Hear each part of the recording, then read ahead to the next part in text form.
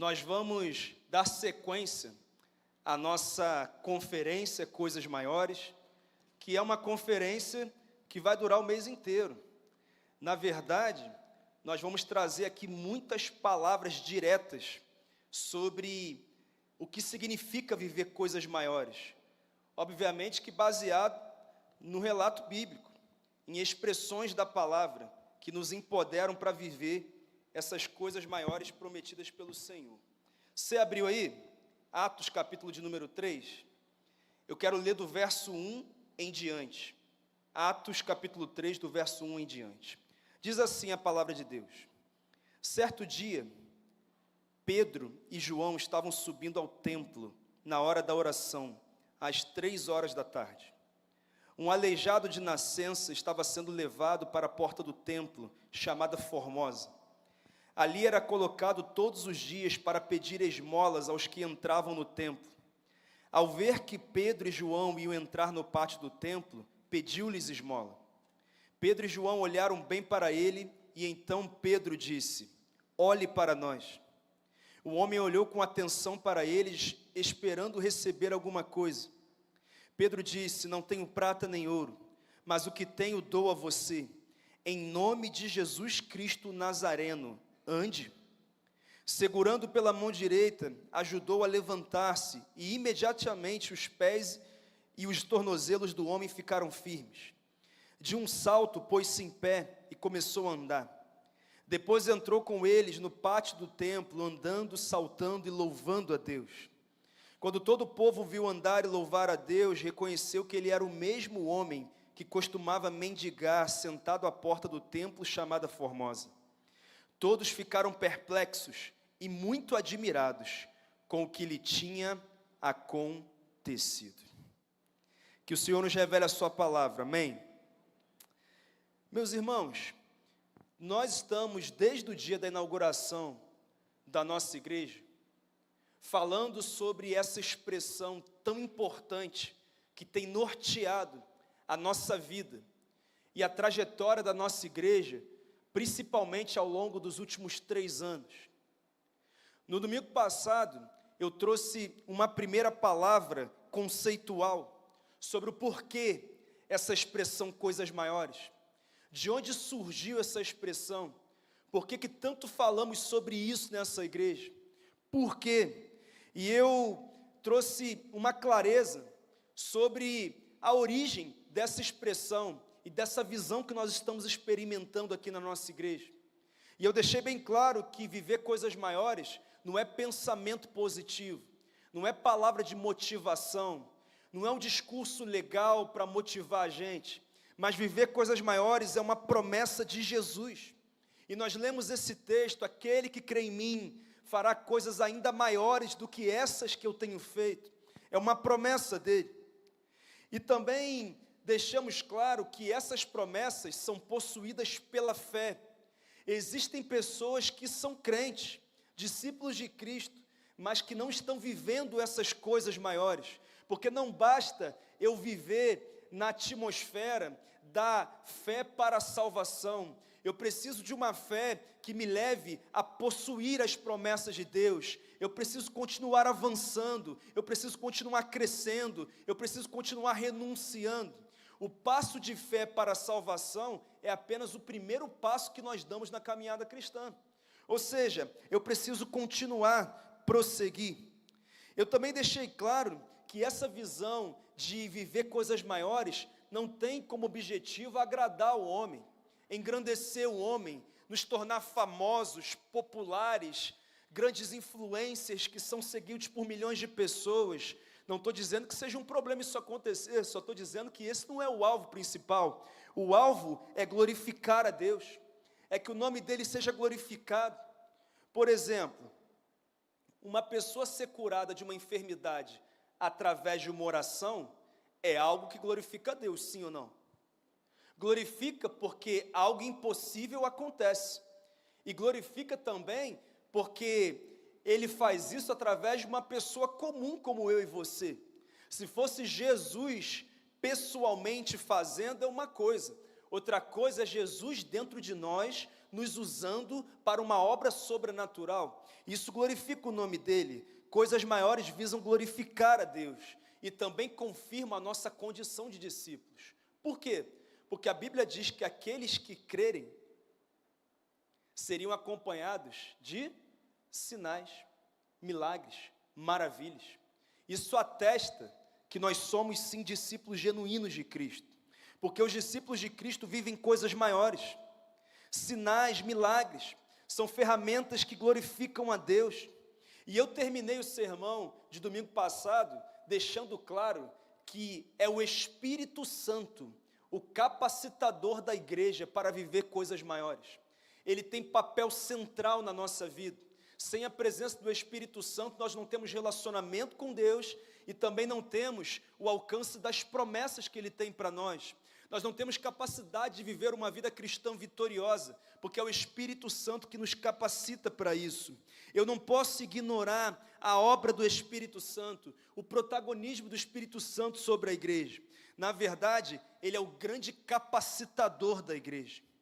E eu encerrei o sermão domingo passado com a promessa de Jesus, de que ele enviaria o Espírito Santo, para que capacitasse a igreja para viver coisas maiores. E agora nós chegamos em Atos, o único livro histórico do Novo Testamento.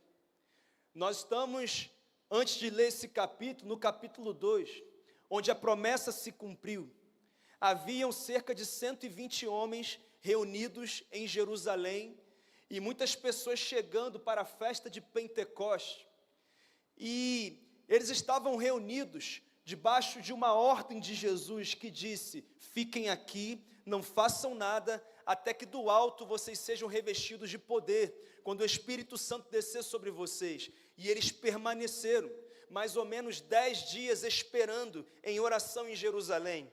E no capítulo 2, se você ler, você vai encontrar um evento sobrenatural acontecendo. O texto diz que de repente eles ouviram o som como de um vento muito forte que encheu toda a casa, e eles viram o que parecia como línguas de fogo que se repartiram e repousaram sobre aqueles homens, e eles começaram a falar noutras línguas, conforme o Espírito os capacitava, e eles foram cheios do Espírito Santo. E o que de mais impressionante aconteceu foi que naquele dia haviam pelo menos 16 nacionalidades presentes naquela festa, e todos eles escutaram a pregação do Evangelho na sua própria língua materna, e como consequência disso, quando a palavra é pregada e entendida, há salvação. E não foi salvação simples, mas foram 3.000 vidas que se renderam a Jesus naquele dia. Coisas maiores. Sabe quem foi o pregador? O mesmo que negou Jesus. O cara que negou Jesus, agora foi instrumento dele para que 3.000 vidas se rendessem ao Evangelho.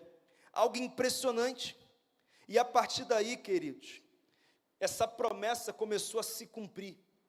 E um avivamento começou a acontecer no mundo, através dos discípulos que creram na promessa de que se eles crescem em Jesus, eles poderiam realizar coisas ainda maiores. Deixa eu te fazer uma pergunta: tem alguém aqui que crê nessa promessa? Qual a diferença da igreja de Atos e a igreja que está aqui hoje? Essa promessa se cumpriu lá, e nós declaramos que vai se cumprir aqui também, em nome de Jesus. E quando você continua lendo o livro de Atos, você percebe que o livro de Atos se tornou o livro das coisas maiores. Quantos eventos extraordinários, quantos milagres, quantos homens simples e comuns sendo usados por Deus para coisas impressionantes. Na verdade, esse livro mostra o que pode acontecer na vida de alguém que é liderado pelo Espírito Santo. Tantos eventos. E nós chegamos no capítulo 3 que nós lemos, e o texto conta que Pedro e João, após o dia de Pentecostes, foram orar às 3 horas da tarde no templo. Quando eles chegaram ali no templo, eles perceberam que havia um aleijado de nascença ali, um homem que desde que nasceu tinha a sua limitação física, e ele era colocado todos os dias na porta do templo para receber esmolas.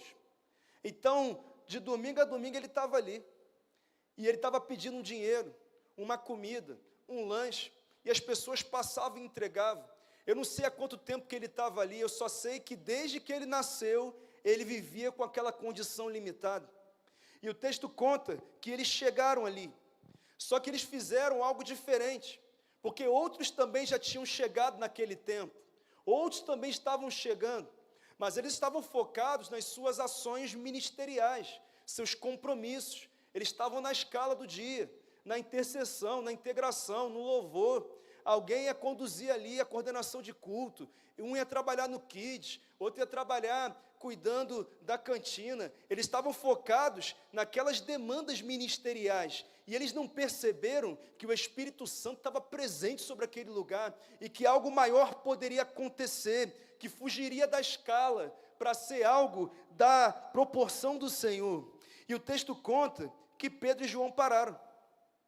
Eles tiveram uma atitude diferente. Eles não fizeram como muitas vezes a gente faz. Conhecemos amigos, parentes, vizinhos, pessoas que nós sabemos que estão aleijadas nas suas vidas. Uns fisicamente, outros emocionalmente, outros estão aleijados no casamento, na paternidade, na maternidade, na vida profissional. E às vezes, nem para um culto como esse, que é o culto do amigo, nós nos demos ao trabalho de ligar e convidar, sabendo que aqui as palavras de vida eterna seriam liberadas sobre a vida deles, porque nós estamos focados no nosso compromisso, nas nossas demandas, nós estamos focados num monte de coisa que a gente tem que fazer, e não estamos fazendo o principal, e isso é muito sério. Mas Pedro e João agiram diferente. Eles olharam para aquele homem e disseram: olha para a gente. Eu imagino que ele estendeu a mão, pensando assim: é agora que eu vou faturar, né? Agora eu garanto minha semana. Mas eles disseram assim: olha, eu não tenho prata nem ouro, mas o que eu tenho, eu dou. Em nome de Jesus o Nazareno, levanta e anda. E sabe o que aconteceu? Ninguém fala quais foram as músicas que cantaram no culto aquele dia. Ninguém fala quem foi o pregador daquela celebração. Ninguém fala sobre quem estava na escala da intercessão, da recepção naquele dia. Sabe do que as pessoas falam até hoje?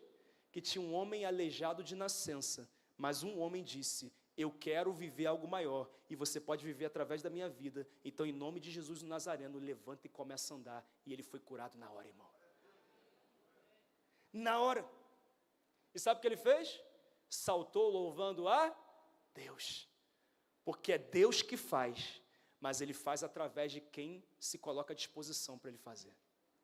Você tem sido alguém assim? É uma pergunta que eu faço a você. Coisas maiores na vida de um homem comum.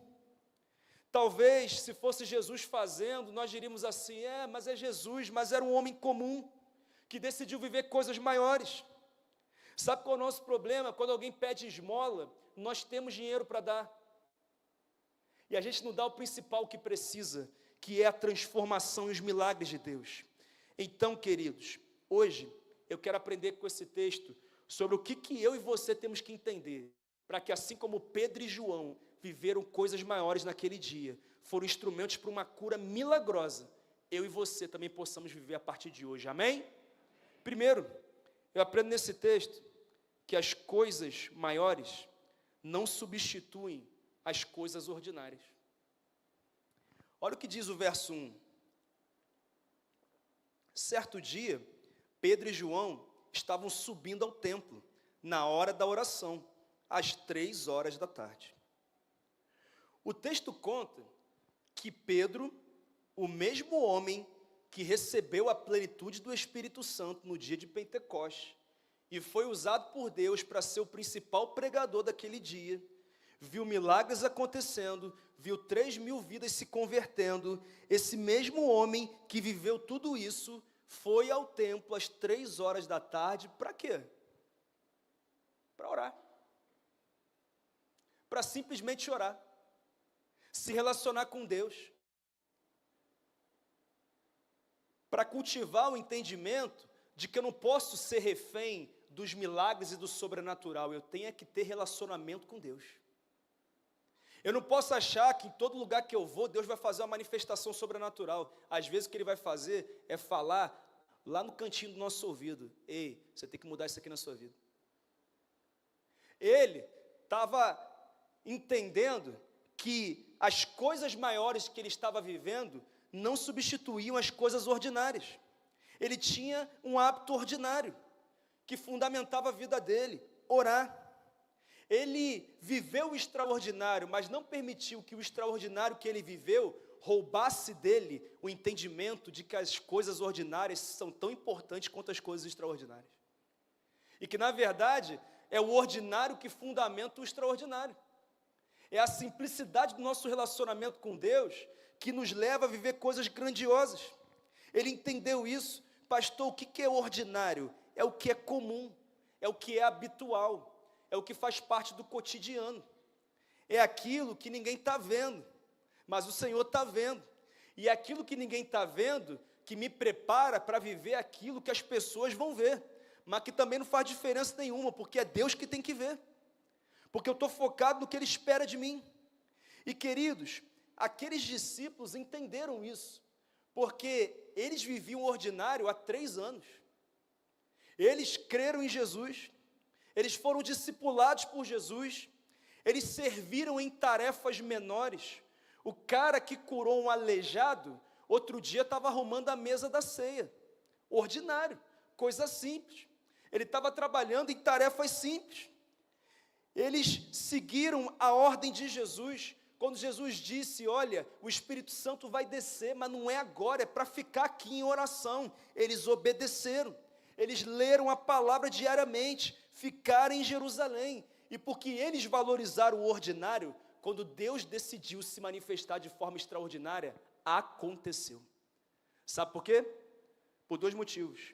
Porque as coisas maiores não substituem as coisas ordinárias, mas, na verdade, as coisas ordinárias é que fundamentam as coisas maiores que o Senhor tem para nós vivermos. Deixa eu te fazer uma pergunta. Você tem vivido também uma vida cristã ordinária?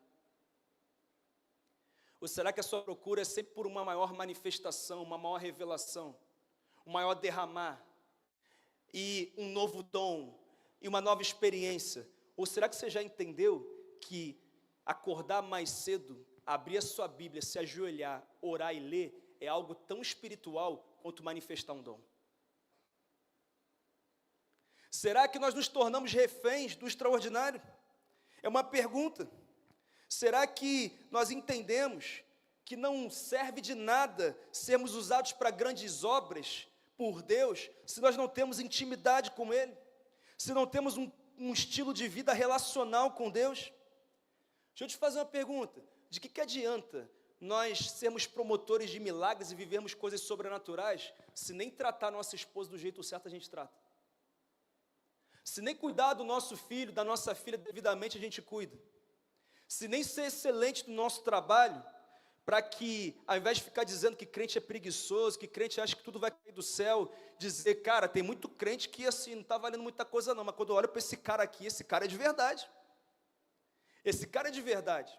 Ele não chama de espiritual e a igreja domingo, e de natural e trabalhar segunda-feira. Irmão, tudo que nós fazemos é espiritual. A forma como você exerce o teu trabalho glorifica ou envergonha Deus. A forma como você segue as leis, as regras do seu condomínio, do clube, da sua academia, glorificam ou desonram a Deus. Não existe essa coisa, não, aqui eu cheguei hoje domingo, vou botar minha roupa de espiritual. Entendeu? Aqueles termos bonitos, né, rebuscados que a gente sabe. Mas segunda-feira, a minha roupa é diferente. Eu não falo só da roupa externa, eu falo da vestimenta interna. Quem é que está entendendo, gente? Muitas vezes é isso que a gente está vivendo. Nós estamos chamando de espiritual estar aqui, mas cuidar da nossa família é algo humano. Mas cuidar da saúde é algo humano. Não, querido, tudo é espiritual. E nós precisamos entender isso. O nosso Deus é glorificado no extraordinário e também é glorificado no ordinário. Ele espera ser adorado no extraordinário e também espera ser adorado no ordinário. Jesus mesmo fazia isso.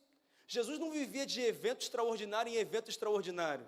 Jesus, em muitos momentos, se retirava para orar, para falar com o Pai, para discipular os seus discípulos, para conversar com algumas pessoas, para poder ser, de alguma forma, alguém que vivia uma vida de oração o tempo inteiro.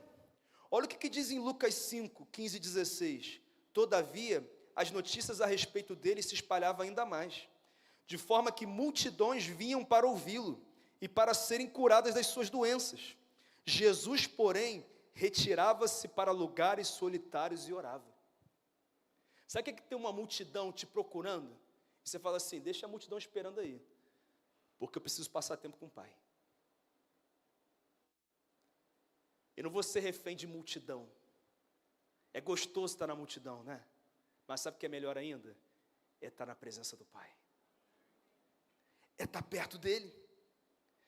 Mas sabe qual é o problema de algumas pessoas? Se tornaram reféns do sobrenatural. Se tornaram reféns do extraordinário. Voltaram a sua fé para as sensações e não para as convicções. Enquanto a Bíblia diz que nós não vivemos daquilo que vemos, mas daquilo que cremos.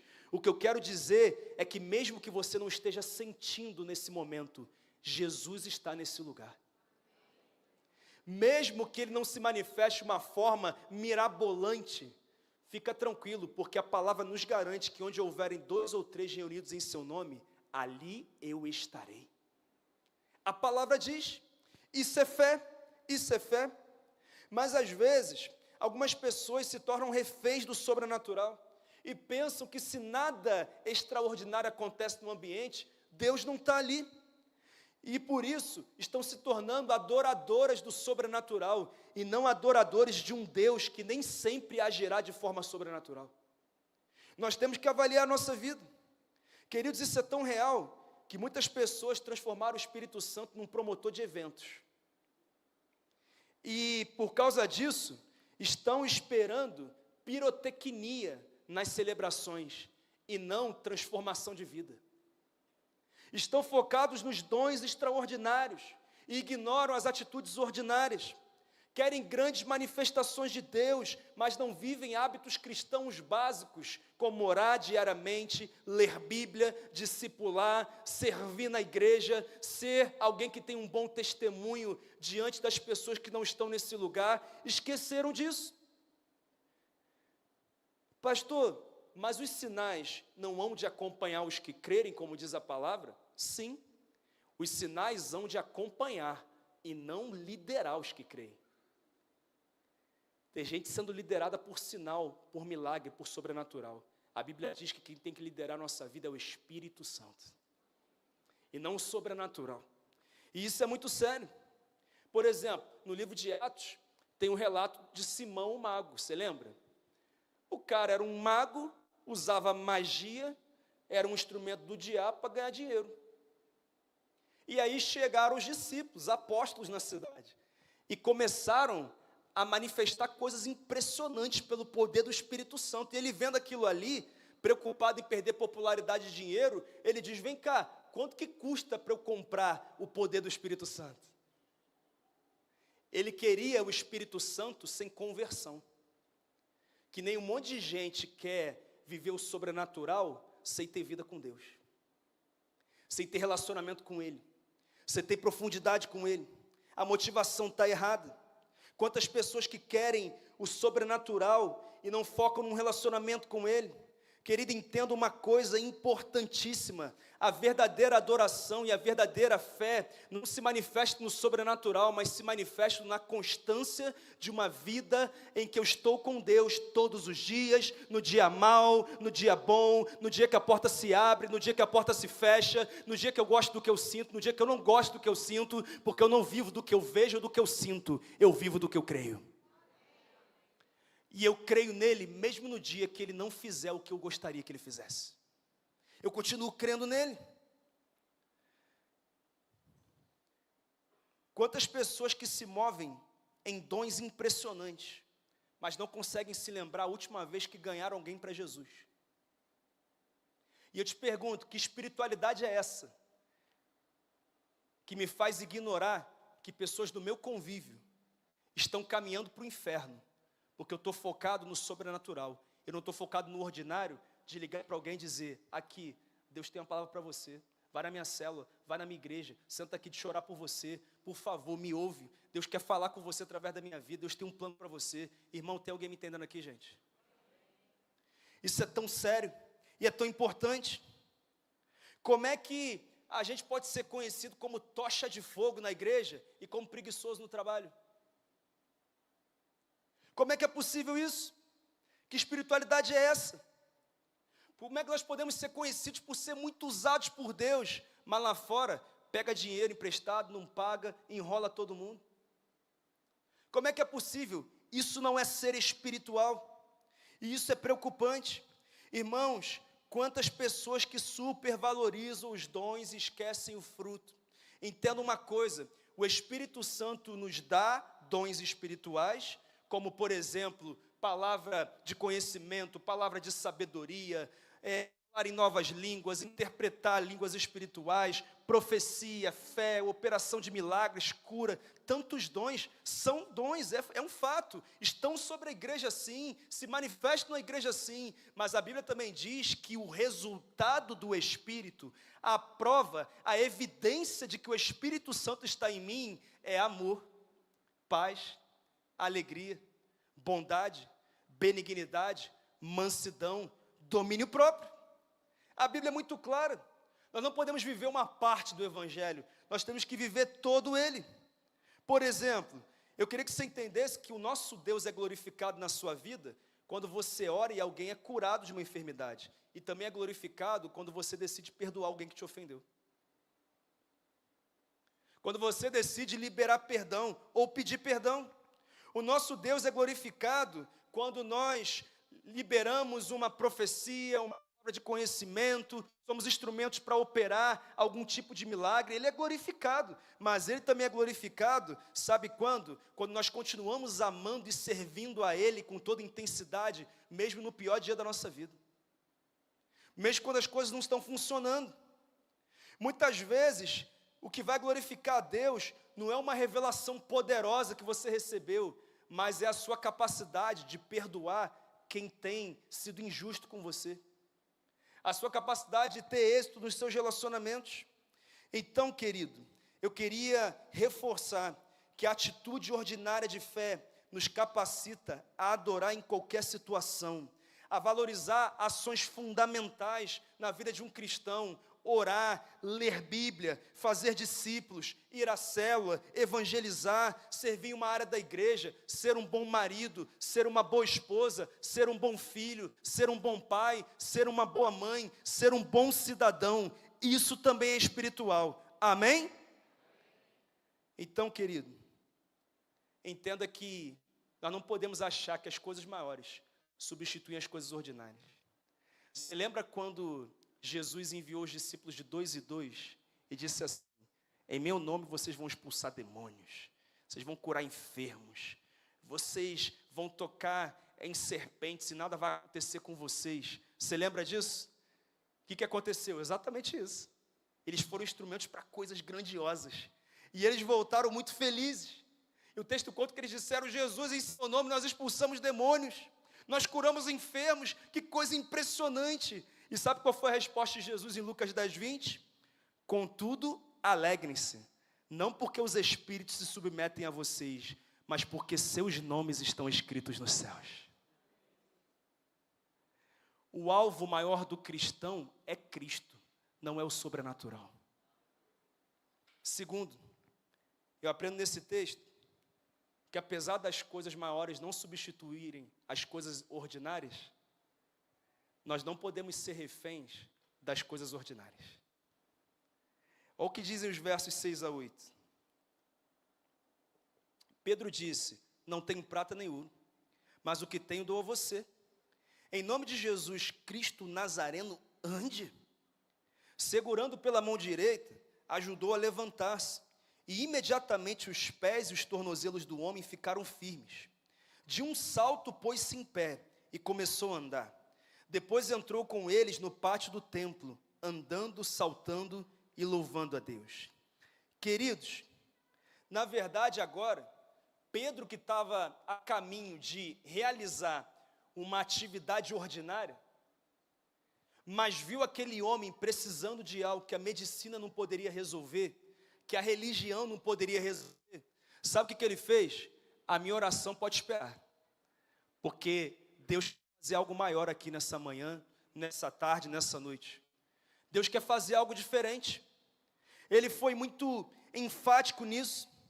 Na verdade, ele viveu o que nós vivemos o tempo inteiro, porque ele viu as pessoas passando, entregando R$10, R$15, R$20, um pão com mortadela, para aliviar aquele sofrimento momentâneo daquele aleijado. Ele viu, mas o texto conta que ele entrou numa crise, porque ele estava pensando assim: como é que é possível? Eu vou fazer a mesma coisa, eu vou dar R$10? Eu vou só aliviar esse momento? Ou será que eu vou provocar algo maior? Será que vai ser um problema eu chegar atrasado para a minha escala da oração? Porque eu vou perder tempo aqui para tentar, de alguma forma, ser um instrumento da vida desse homem? Não, irmãos. Ele não fez o que às vezes a gente faz assim: ó, aqui, deixa eu fazer oração por você, ó, Deus te abençoe aí. Enquanto que Deus queria não era uma oração para abençoar ele, Deus queria transformar a vida dele. Pedro viveu esse dilema. E sabe o que ele decidiu fazer? Ele decidiu ir além do ordinário. Ele sabia que as coisas maiores não substituíam as coisas ordinárias, mas ele também sabia que ele não poderia ser refém do ordinário. Pastor, por que você está falando isso? Porque nós temos a tendência de sempre ir para os extremos. Tem gente que, por um lado, foca somente no extraordinário. Só quer milagre, só quer manifestação, só quer curas, sinais, dons, que são reais, mas não são a única porção do Evangelho. Por outro lado, está o grupo focado no ordinário. O grupo que se acostumou com a vida ordinária. Eu leio Bíblia, eu oro, sabe, tenho um bom testemunho, sabe, eu não vivo no pecado, sabe, eu sirvo na igreja. E querido, isso tudo é muito legal, é uma bênção, mas isso é básico, irmãos.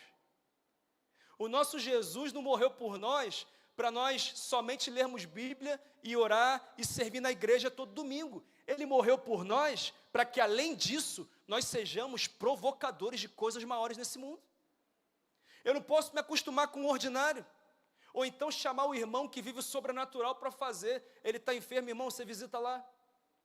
Tem alguém endemoniado aqui, vou chamar o pastor, o líder da célula. Não, irmão, está errado, nós não estamos entendendo. O problema de quem é refém do ordinário é que critica quem busca o extraordinário, foca nas disciplinas espirituais, nas coisas simples do Evangelho, e praticamente ignora o sobrenatural. Mas eu queria que, além de prestar atenção no que eu estou falando aqui, que você prestasse atenção na palavra, porque os profetas viveram coisas maiores e sobrenaturais. Jesus viveu coisas maiores e sobrenaturais. Os apóstolos de Cristo, os discípulos, viveram coisas maiores e sobrenaturais. E por que que às vezes nós não estamos vivendo? Por que que nós nos acostumamos com um cristianismo ordinário, em que eu só faço o básico, eu só cumpro o protocolo, eu bato o meu ponto espiritual e está tudo certo? Não está certo. Nós temos que avaliar. Eles eram equilibrados, eles viviam o ordinário e o extraordinário. Da mesma forma que viviam discipulado, ensino, evangelismo, serviço, viviam também curas, milagres, libertações, eventos sobrenaturais. Deixa eu te fazer uma pergunta: quem é você? Você é alguém refém do sobrenatural ou alguém refém do ordinário? Ou será que você já encontrou um ponto de equilíbrio? É uma pergunta que eu faço a você, porque muitos crentes que têm acesso ao sobrenatural estão vivendo de esmolas, estão vivendo de coisas pequenas demais.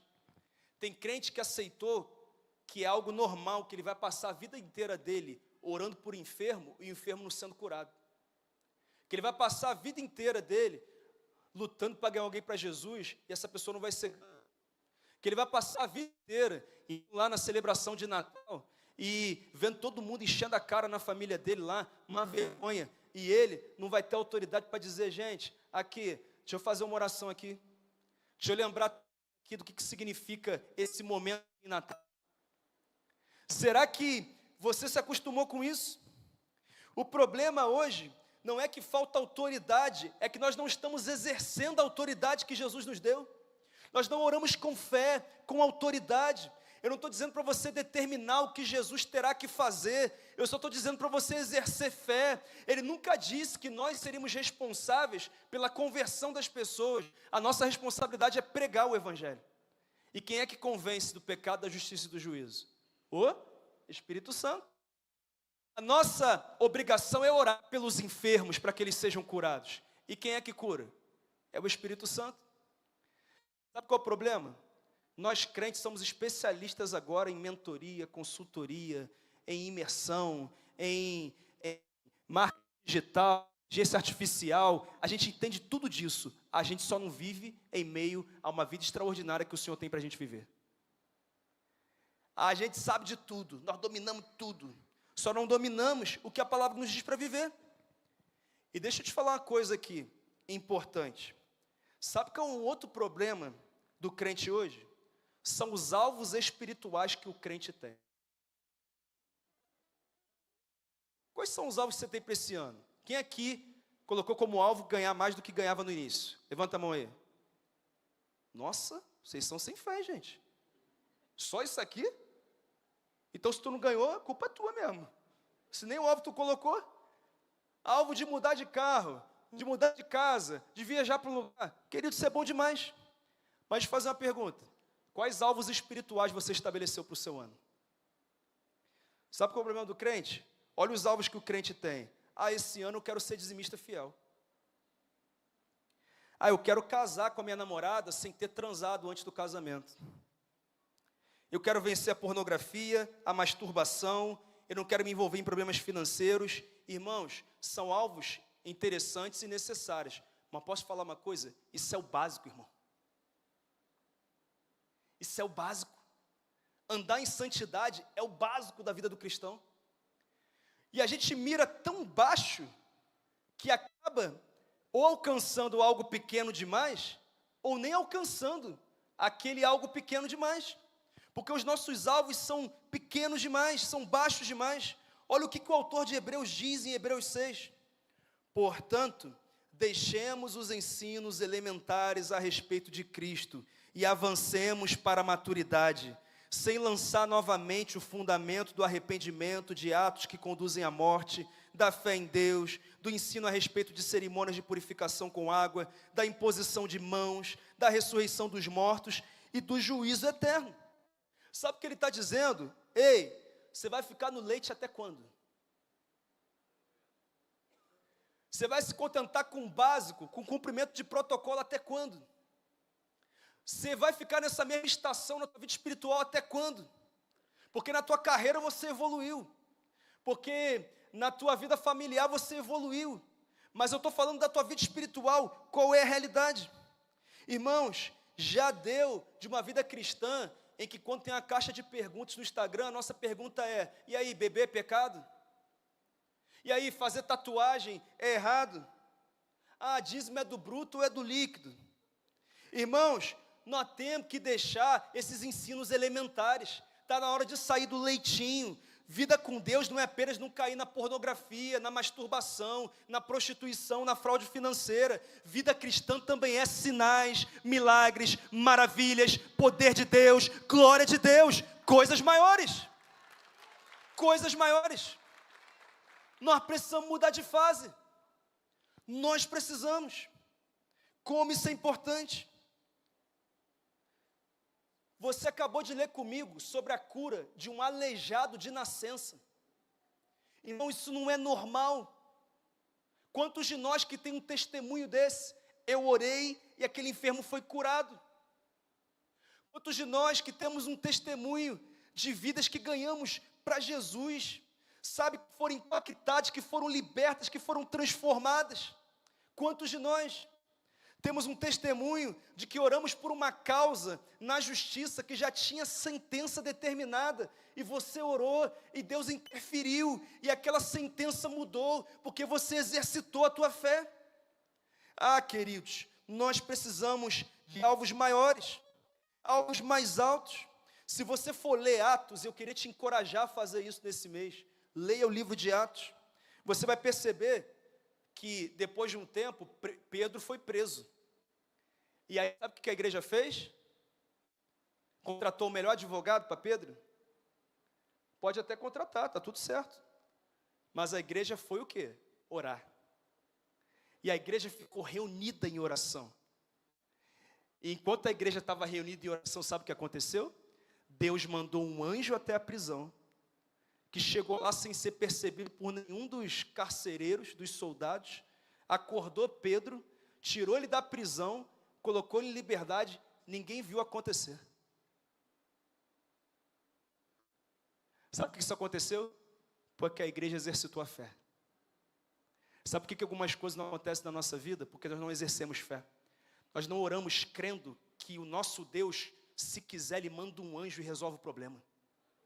Ele vai lá no teu filho que não está na igreja um tempão e fala, e dá uma experiência para ele que ele vai dizer, eu tenho que voltar hoje para a igreja.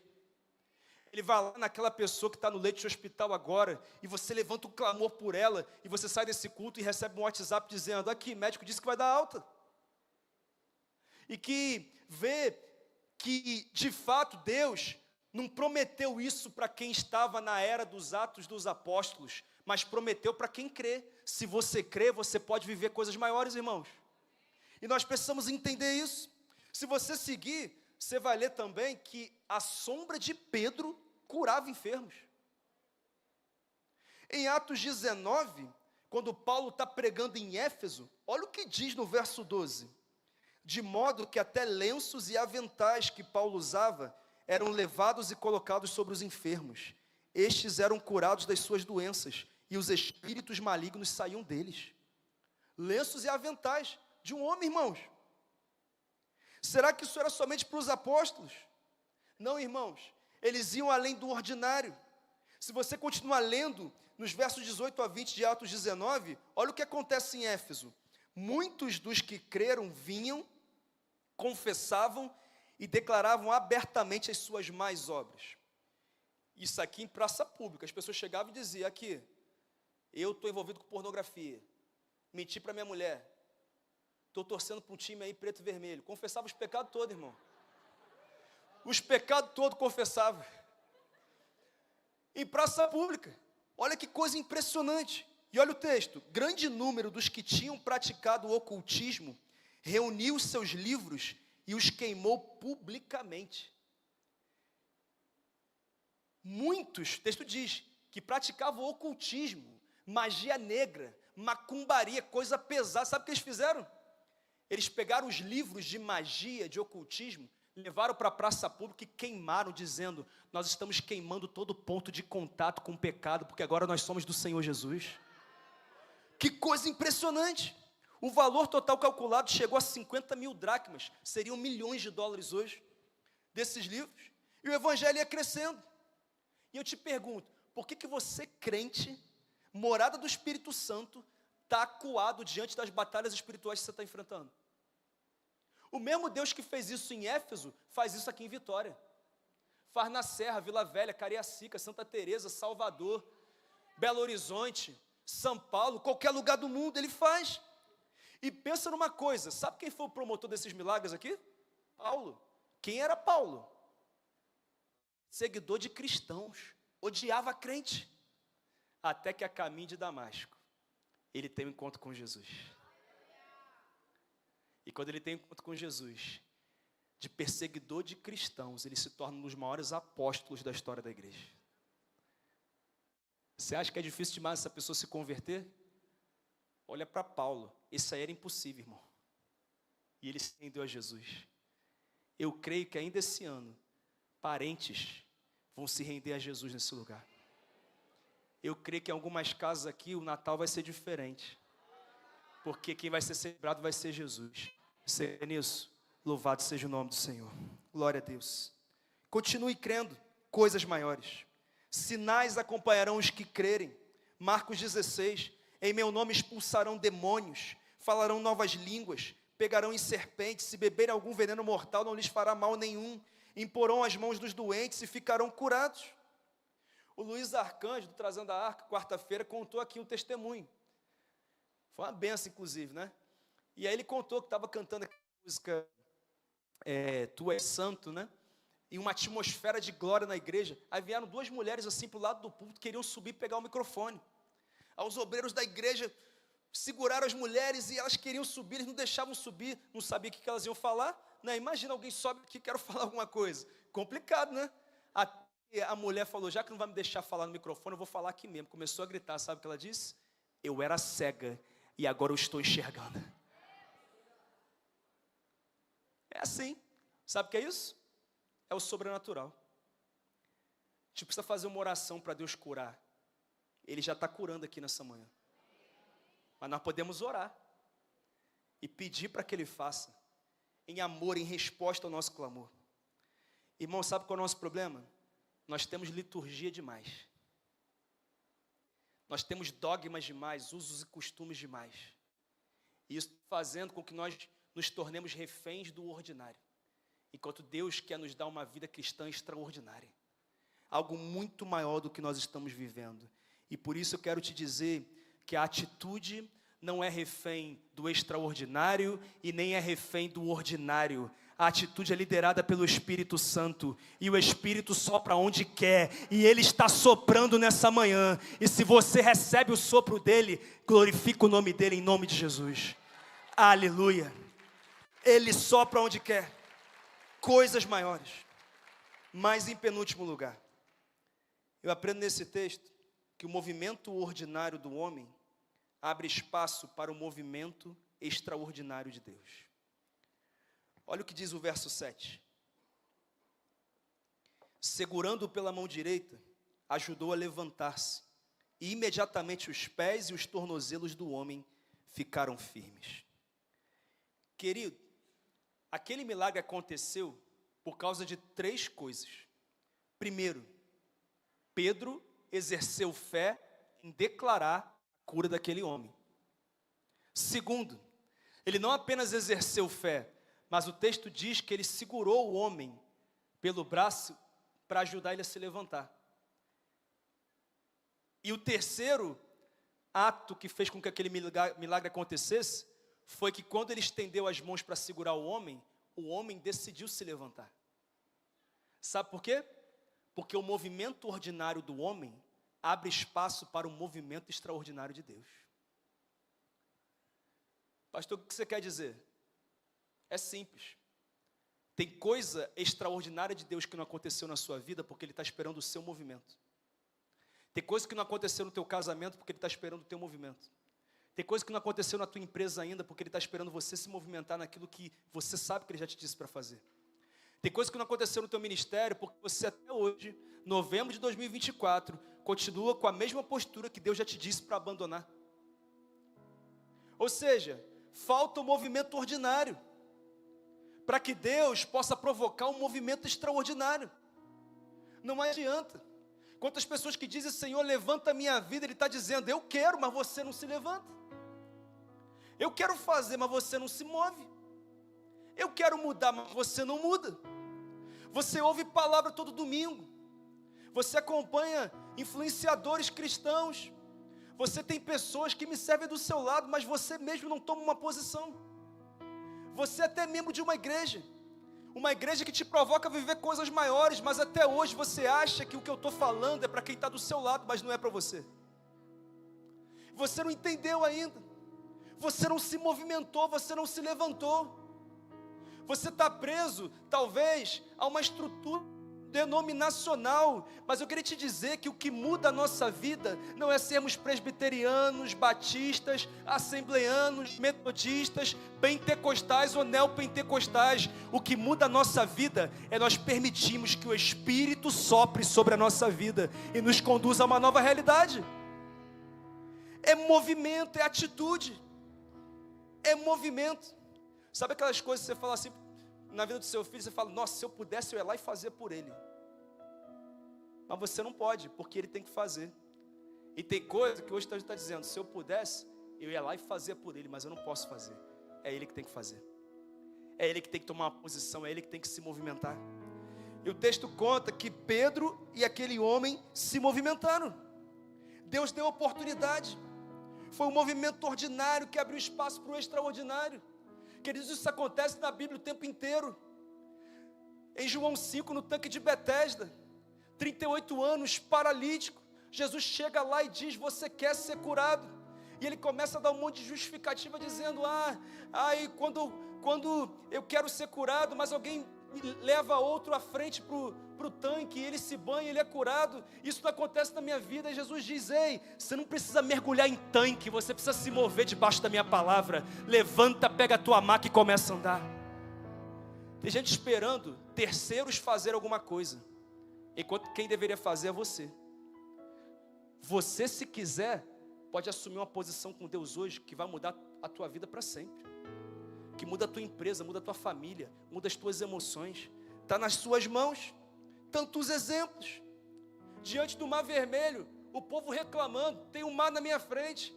Moisés olha para Deus, e Deus fala assim: vocês estão clamando a mim por quê? Diga ao povo que marche.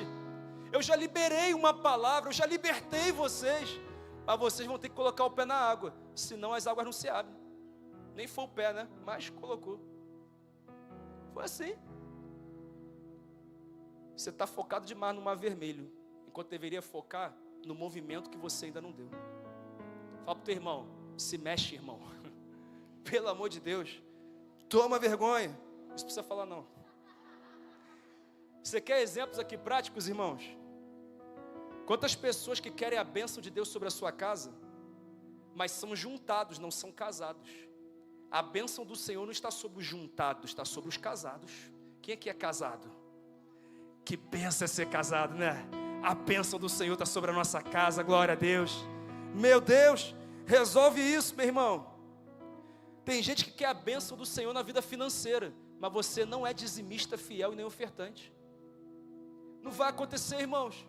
São princípios que precisam ser vivenciados, porque o princípio que eu quebro, me quebra. É o que acontece, e eu preciso entender isso. Quantas pessoas que dizem: Deus salva o meu casamento, mas você ainda não está disposta a perdoar o seu marido, você não está disposta a pedir perdão para ela.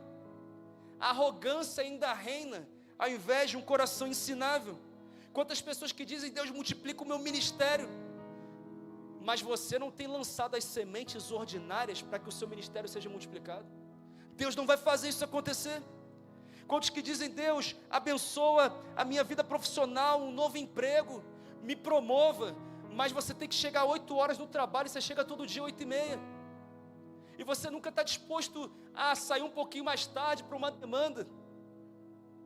Você não faz a sua parte, você não é excelente. Sabe, queridos, isso é tão importante.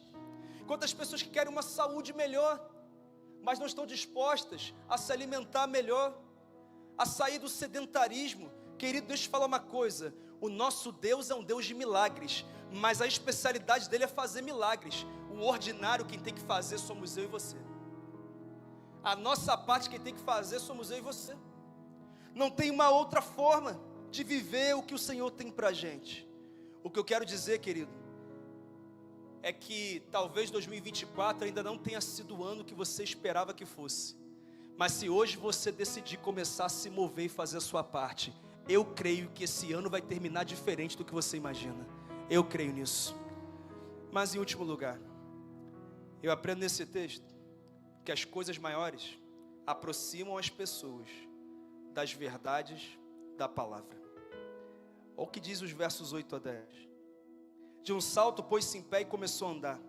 Depois entrou com eles no pátio do templo, andando, saltando e louvando a Deus. Quando todo o povo o viu andar e louvar a Deus, reconheceu que ele era o mesmo homem que costumava mendigar, sentado à porta do templo chamada Formosa. Todos ficaram perplexos e muito admirados com o que lhe tinha acontecido. Querido, deixa eu te falar uma coisa. Em todo ambiente que nós estamos, existem os incrédulos e aqueles que creem.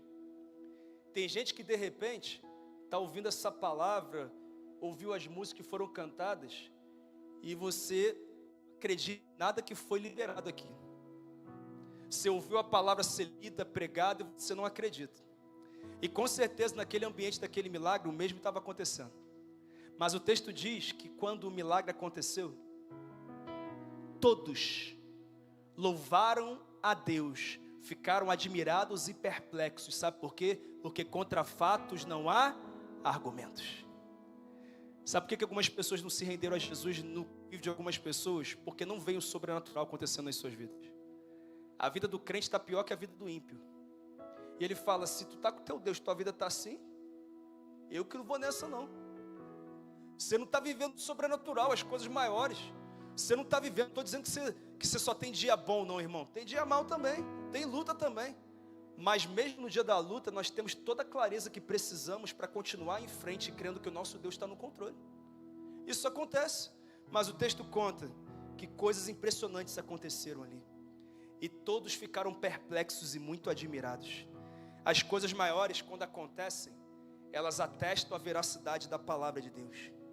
Os milagres abençoam as pessoas. Nos versos 12 a 16, eu não vou ler, mas Pedro chega para eles e diz assim, vocês estão olhando para a gente admirados por quê? Não fomos nós que fizemos não. Sabe o que ele diz? A fé em Cristo Jesus é o nome que fortaleceu esse homem que vocês veem e conhecem. Sabe o que ele diz? Não olha para a gente não, olha para ele, porque aqueles que vocês crucificaram no madeiro, foi ele que ressuscitou, mora em nós e nos capacitou para ver coisas grandiosas acontecendo.